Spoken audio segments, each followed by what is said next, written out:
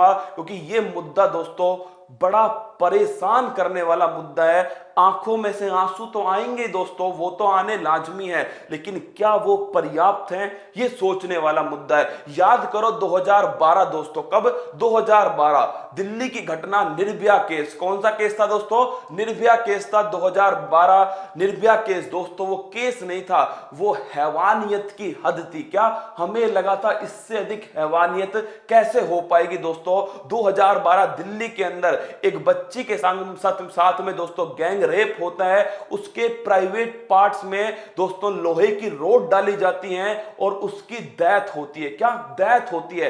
राक्षसपन की हद देखो मेरे दोस्तों, इससे बेहतर जानवर है क्या? जानवर इससे बेहतर है, मनुष्य से बेहतर दोस्तों इस स्थिति में। और इंसाफ कब मिला? 2020 में इंसाफ मिला। कब दोस्तों?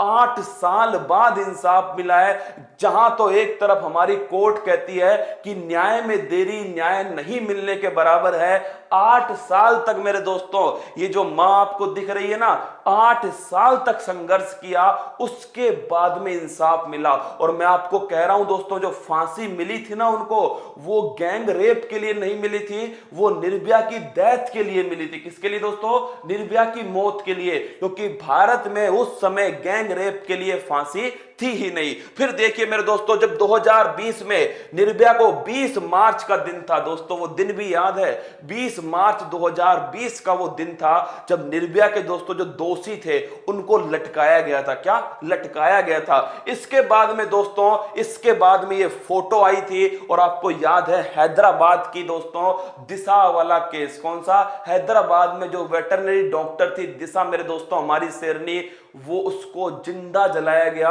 गैंग रेप के बाद। मेरे दोस्तों गैंग रेप के बाद हमारी एक उंगली जलती है ना भाप से। किससे? रोटी की भाप से दोस्तों हम पूरा घर उठा लेते हैं आसमान पर। सोचिए उस मां के बारे में जिसकी बेटी को जिंदा जलाया गया दोस्तों, किसके बाद में? गैंग रेप के बाद में। हैवानियत की हद देख रहे हो अब कहां पहुंच गया दोस्तों इंसान? इसे कहते हैं विकास करना। क्या खाक का विकास है मेरे दोस्तों? हम समझ नहीं पा रहे हम कर क्या रहे हैं। क्या दोस्तों? ये जो हैवानियत है, राक्षसपना है, मतलब कि दिशा दोस्तों आपको याद होगा नवंबर 2019 की घटना थी, जिसमें दोस्तों जिंदा जला दिया गया गैंग रेप के बाद में। किसके बाद में? गैंग रेप के बाद में। और मेरे दोस्तों कल आपने देखा होगा, कल एक और शेरनी, कल एक और शेरनी दोस्तों जंग हार गई। क्या? कल एक और शेरनी हाथरस की जंग हार गई। 15 दिन तक संघर्ष। कितने दिन तक संघर्ष? 15 दिन तक संघर्ष। और मेरे दोस्तों चाहे घटना कुछ भी हो, लेकिन हैवानियत की आप हद देखिए। गर्दन की हड्डियां टूट गई। क्या दोस्तों? गर्दन की हड्डियां टूट गई। कहते हैं रीढ़ की हड्डी भी टूट गई थी, गर्दन की 3 हड्डियां टूट गई दोस्तों, मतलब गैंग रेप। फिर गर्दन की हड्डियां तोड़ी गई। और कहते हैं दोस्तों, क्या ये भी कहते हैं कि जो इनकी जीभ है वो काट दी गई, किसी को बता ना पाए। आप सोचिए मेरे दोस्तों, उंगली कटने पे कितना दर्द होता है, जीभ कटने पर कितना होगा? क्या जीभ कटने पर कितना होगा? और 9 दिन बाद तो होश आया दोस्तों इस हाथरस की शेरनी को। क्या? उत्तर प्रदेश हाथरस की शेरनी को 9 दिन बाद होश आया। और जब इन्होंने बताया उन 4 दरिंदों के बारे में, दरिंदे तो दोस्तों बड़ा छोटा वर्ड है। क्या? बड़ा छोटा वर्ड है दरिंदा, राक्षस भी कह सकते हैं, पर दोस्तों कोई वर्ड बना नहीं है डिक्शनरी में, है ना? गालियों के अलावा कोई और वर्ड याद नहीं आ रहा, तो मैं दे नहीं पा रहा दोस्तों। दरिंदों ने क्या करा?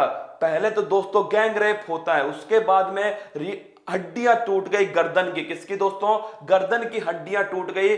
कानून व्यवस्था इतनी लचर व्यवस्था है मेरे दोस्तों, मतलब कि केस तक दर्ज नहीं किया गया, बेहोश थी। और कहते हैं, क्या कह रहे हैं दोस्तों, कि नाटक कर रही है। क्या? नाटक। कोई दोस्तों अपने सम्मान का, अपनी इज्जत का नाटक कौन करता है, ये कौन बताए उनको दोस्तों? उस परिवार की सोचो, परिवार नहीं उस देश की सोचो जहां पर हम क्या बोलते हैं, यत्र नार्यस्तु पूज्यन्ते रमन्ते तत्र देवता। जहां नारी की पूजा होती है वहां देवता निवास करते हैं। कहां दोस्तों?